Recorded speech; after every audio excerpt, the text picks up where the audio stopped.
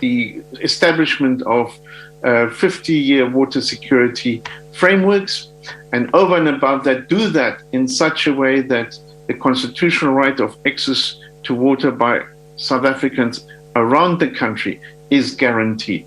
Unfortunately and shamefully, this is not yet the case. An admission of failure to sufficiently implement established policies that would lead to equitable access to clean water for all.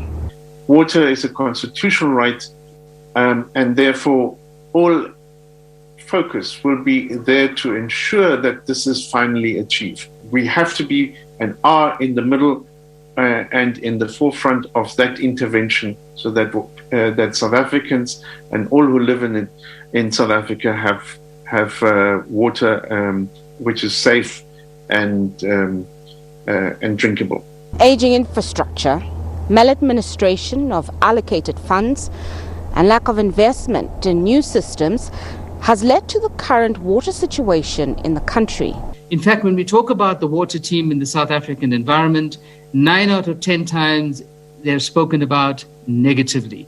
We refuse to acknowledge that this is one of the core asset classes that we have in this country. The capacity of the national dam systems are a critical part of the ecosystem. Dam design should be the integral part of the ecosystem conservation and management. I'm saying this because the ecosystems that are around the dams, particularly those that are upstream, plays a crucial role in regulating the amount of silt and sedimentation into the dam. And therefore, conservation of those ecosystems becomes crucial.